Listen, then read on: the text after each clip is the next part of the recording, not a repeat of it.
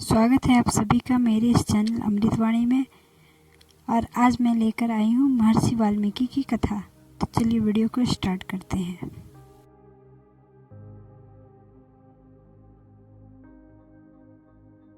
महर्षि वाल्मीकि का पुराना नाम रत्नाकर था। इनके आजीविका का मुख्य स्रोत लूटपाट और हत्या करना था।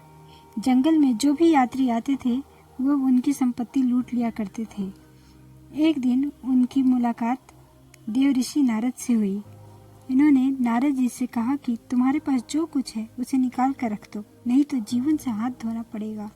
देव ऋषि नारद ने कहा, मेरे पास इस वीणा और वस्त्र के अतिरिक्त है ही क्या? तुम लेना चाहो तो इन्हें ले सकते हो, लेकिन तुम यह क्रूर कर्म करके भयंकर पाप क्यों करते हो? देव ऋषि की कोमल वाणी सुनकर वाल्मीकि का कठोर हृदय कुछ पिघल गया। उन्होंने कहा, भगवान, मेरी आजीविका का यही साधन है। इसके द्वारा मैं अपने परिवार का भरण पोषण करता हूँ। देव ऋषि बोले, तुम जाकर पहले अपने परिवार वालों से पूछो तो सही, वे तुम्हारे द्वारा केवल भरण पोषण के अधिकारी हैं या तुम्हारे पाप कर्मों में भी हिस्सा बांटेंगे? तुम विश्वास करो कि तुम्हारे लौटने तक मैं कहीं नहीं जाने वाला।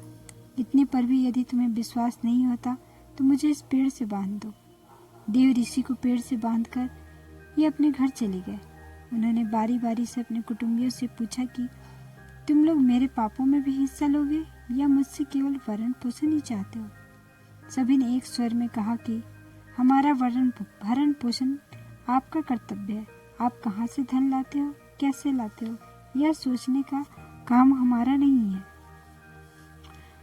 हम आपके पापों के हिस्सेदार नहीं बनेंगे। अपने कुटुंबियों की बात सुनकर वाल्मीकि को गहरा आघात लगा। उनके ज्ञान नेत्र खुल गए। उन्होंने जल्दी से जंगल में जाकर देव ऋषि के बंधन खोले और विलाप करते हुए उनके चरणों में पड़ गए। उस रुदन में गहरा पश्चाताप था। नारद जी ने उन्हें धैर्य बंधाया और राम नाम जपने का उपदेश दिया, किंतु पूर्व कर्म भयंकर पापों के कारण उनसे राम नाम का उच्चारण नहीं हो पाया। तदंतर नारद जी ने सोच समझकर उनसे मरा मरा जपने के लिए कहा। बार बार मरा मरा कहने से अपने आप राम नाम का उच्चारण हो जाता है। नारद जी का उपदेश प्राप्त करके वाल्मीकि नाम जप में लग गए। हजारों वर्षों तक नाम जप की प्रबल निष्ठा उनके संपूर्ण पापों को धो दिया। उनके शरीर पर दीमकों ने अपनी बाबें बना दी।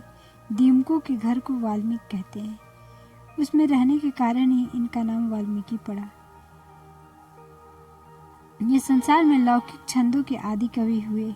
इन्होंने ही रामायण रूपी आदि काव्य की रचना की। वनवास के समय भगवान श्री राम ने स्वयं इन्हें दर्शन देकर कृतार्थ किया।